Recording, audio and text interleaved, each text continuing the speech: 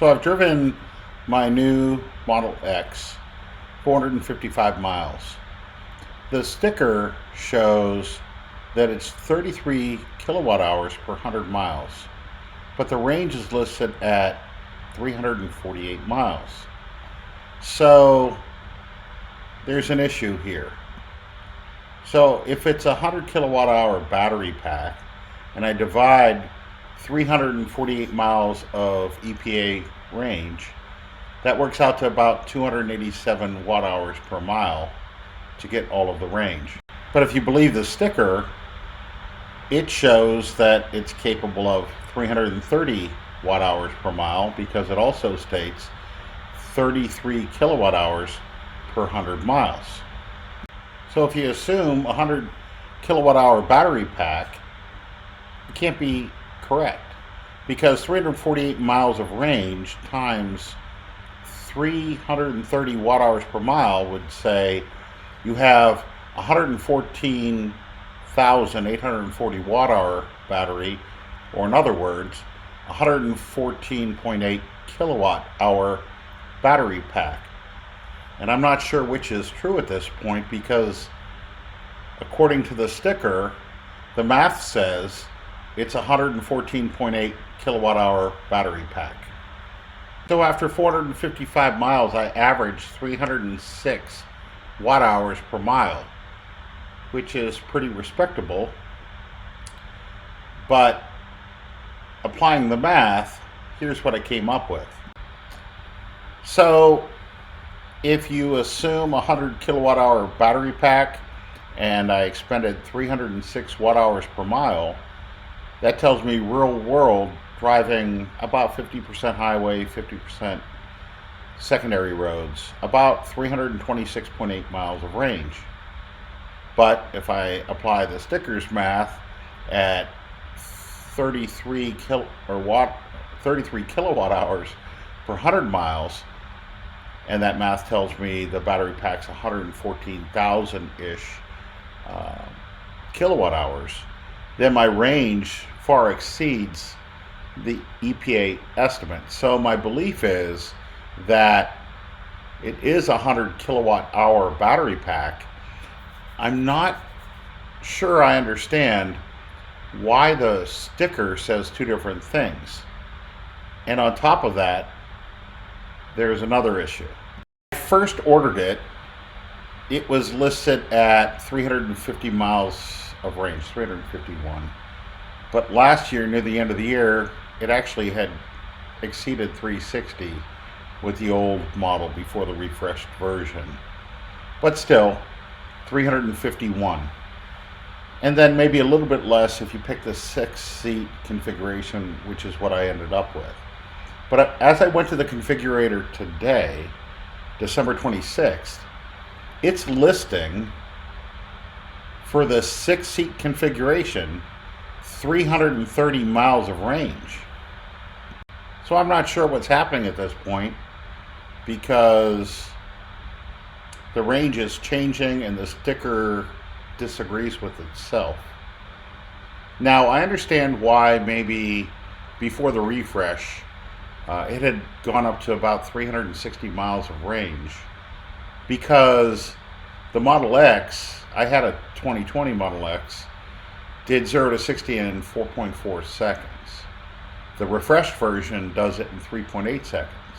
So I'm assuming the motors have changed to some degree, and because it can go faster, maybe more powerful electric motors, it's going to consume more energy, just like the Plaid model reduces the range because you add a third motor and the motors are higher performance. So I'm confused at all that, and I wish Tesla would be more clear on some of these things because the math doesn't add up. And I'm no math major. Please comment below if my math is totally off base and I will redo the video. But I think I'm correct. The next thing I wanted to test was the charging speed. My 2020 only charged up to 150 kilowatts. and Model 3s and Ys do up to 250 kilowatts. Well, I was under the impression that the new Model S and X would support up to 250 kilowatt charging, just like the Model 3 and Y. So I stopped intentionally at a supercharger that supported that. And I went to the Grove City charger and charged from, I had about 61 miles of range left. So I wanted to see if I could get the full 250. I had set it well in advance to condition the batteries for supercharging, and here's what I came up with. So I didn't start the video right away, but you can see I already added 39 miles onto the 61 I had, and I'm still charging at 250 kilowatt. So I did get the increased charging speed like I had expected to get. By the way, I like the new display on the front view. It was very nice. So fast forward a bit, and I added 64 miles of range on top of the 61 I had before it dropped off below 250. So that tells me about 125 miles of range from 0 to 125. You can charge under ideal conditions. You can get the 250.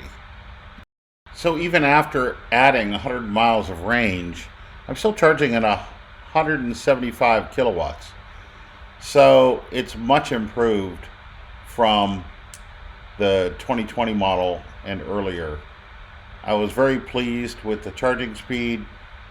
When you're at such a low state of charge, you can add a ton of range in a very short amount of time. This is the other view when the door is shut, what you would see on the center display. Next time I'll clean my display. It looks a little dirty. And here's the view from the mobile app, just showing the same, that I was in fact getting 250 kilowatt charging, and it looks very nice. This is from an iOS device, so if you have Android, it may look a little differently. Many of the superchargers are located at Sheetz. Sheetz in Pennsylvania and the surrounding states is just a gas station with pretty good food. I noticed that Sheetz has a lot of superchargers. At this location, there's a McDonald's, and across the road, Permane Brothers, which is a well-known restaurant in the Pittsburgh area. They put fries and coleslaw on your sandwiches. It's a whole thing. But so that's my review of my range, my math of the range, and my supercharging experience. So I'm going to use this as a baseline once I start my trip down to Florida with my Tab 320 trailer. So stay tuned and feel free to subscribe and like the video. Again, I'm not a YouTuber. This is not my primary profession, but I love Teslas, I love the Model X, and I want to document this all for you all while you're waiting for yours to arrive, supposedly. So have a good night and have a good new year, but I plan on posting more videos before the new year.